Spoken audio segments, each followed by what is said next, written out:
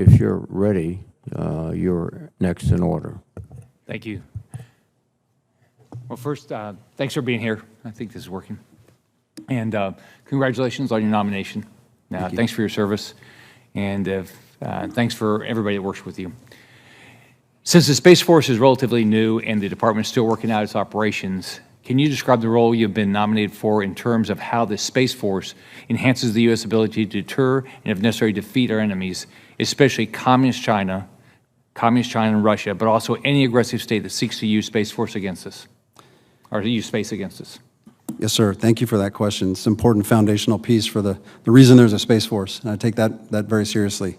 Every American benefits from the capabilities that are inherent in space, in U.S. space capabilities.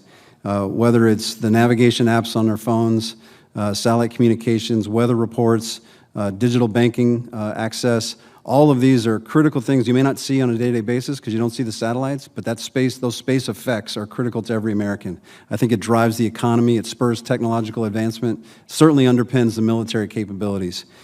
We just couldn't live without our space capabilities. The American way of life now is inextricably linked to space capabilities. So it's the Space Force that has to address the emerging threats.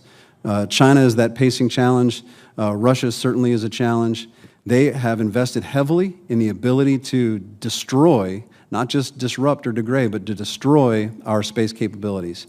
And the Space Force wakes up every single day dedicated to protecting our vital interest in space, but also protecting the joint force from the adversary's designs of space-enabled targeting, space-enabled capabilities.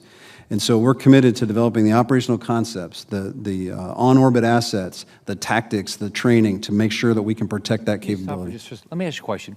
So what you just said is what I believe also. I believe Communist China and Russia are out to defeat us. Their governments, not the people, but their governments actually don't like our way of life. Why doesn't the public know that? And what can you do in your role, or what should what can you do to get people to understand that they actually, you're trying to prevent bad acts. That's what you do for a living. It's certainly a matter of scale. When I talk to friends and family back home, and I think there's a recognition that the world is not safe. I think there's recognition that there are countries out there that don't have the same ideas we do, and that they're working actively to try to deny us those interests.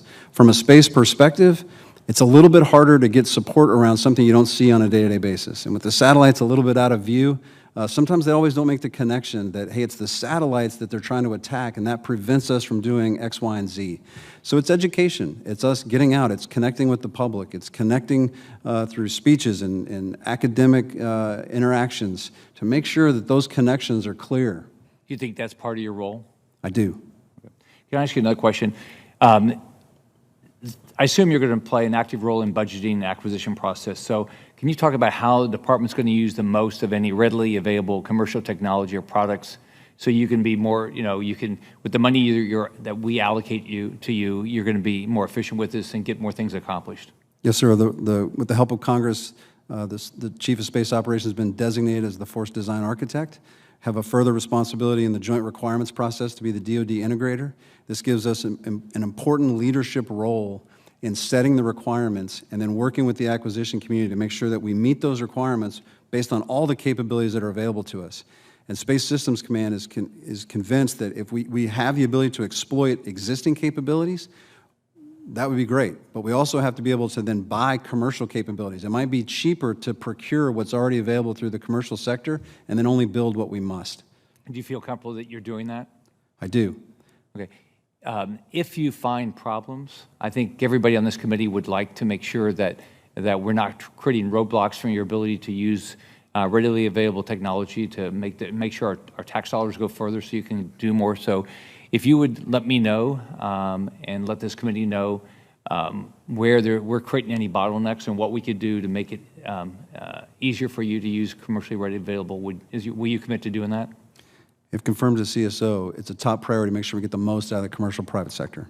Now, I'm sure that senators from Colorado and Alabama think they're probably the best state for Space Force, but do you really believe that you're doing enough in Florida? Do you think that, if you could wave a magic wand, you just do almost everything in Florida? There's no question that Florida is an important, Easy answer. rich history of space support. The Space Coast is vital to our success as a service. Now even the Guard capability, the space electronic warfare capability they have, vital. Florida remains an important aspect of the Space Force Can I ask you a capabilities. question, my last one, just real quick? How is the Space Force working with, not just Florida, I know we have our National Guard has an interest in the Space Force, and we're doing a lot of stuff. Is that working? Are you picking National Guards around the country that, and like I'd like you to do everything in Florida, but I don't think that's necessarily realistic, but are you doing that now? We work with the Guard very closely on which mission sets, what we need. If confirmed, my responsibility would be to define those operational requirements. Work very close with the Guard Bureau, with the Air National Guard, to see if there are capabilities that make sense to go to the Guard, especially where it's maybe surge capability or something we don't need on a day-to-day basis. We work very closely in collaboration with them to get that right. Thanks. Sir. Thank you, Senator Scott. Senator Hawley, please.